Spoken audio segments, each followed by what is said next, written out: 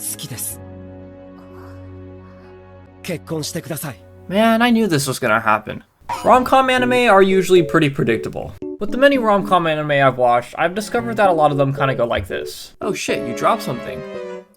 It's not like I like you or anything. Damn, I guess she hates me. So using that really unnecessary skit there, I basically just described most standard romance anime. And that's because a lot of them really don't have much depth to them, with their plot mostly being perpetuated by simple and continued miscommunication. Now, there are gonna be some people that I know are gonna go, that's not actually true. There's some variety in the genre. And to that, I'm gonna say, yeah, you're right. Sometimes they put 5 girls instead of 1. Look, it's pretty obvious that most rom-com anime follow this generic plotline, and I'm gonna say it.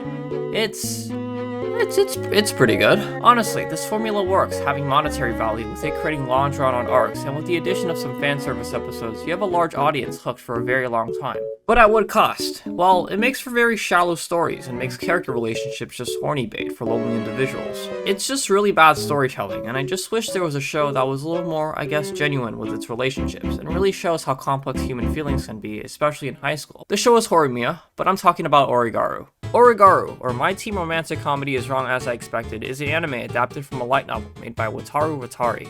Wow, is that actually his name? I would be so sad if my full name was a tongue twister. The show follows a guy named Hachiman Hikigaya, who what society commonly regards as a Sigma male. With him being permanently scarred after having a rough middle school experience, he has a super cynical view about relationships, believing that people are just superficial beings that play faces to appease others in this invisible social contract. So worried that Hachiman might become a social reject, his teachers decide to make him join a social club, where he meets the 2 love interests of the story, Yui and Yukino, which begins the rom-com. So with the synopsis done, why? There's this saying that teenagers make the best actors. Why, you might ask? Well, a lot of it comes from insecurity and social expectations being so prominent in high school life, leading to high schoolers fearing self-expression due to a fear of rejection. So what does one do when you can't be genuine with people?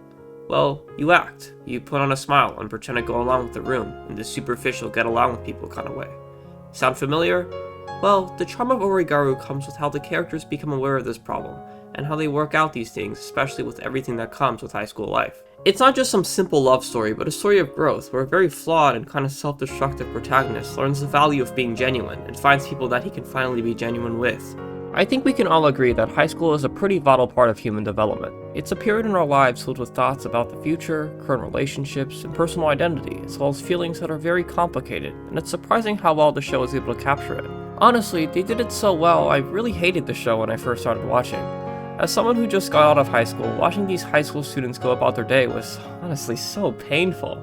Like, why can't these high school kids just be honest with each other? And with the first season being essentially exposition, where you learn about all the characters' little tidbits and their surface level personalities, watching the show was kinda like a shitty 9 to 5. Most of my time, my Gen Z ass was just playing Subway Surfers or in pain about how stupid the characters act.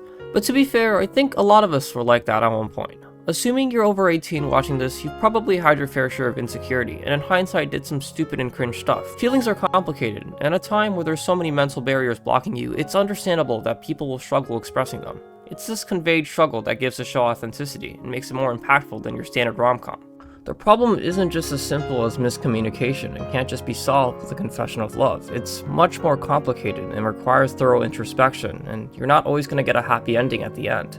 It's a very real plotline that touches you on a personal level. You'll feel for these characters because you've been through a lot of the things yourself. To end things short and sweet, Origaru is about some teenagers that grow up to be adults, but also serves as a reminder about how much we've grown as well. I can't believe I just said that. Oh my god, that was so cringe. That does... okay, ending the video. Bye. Hello? I'm back from the bathroom. Just wanted to say thanks for watching this video. I hope you enjoyed despite how kind of personal and cringe it was.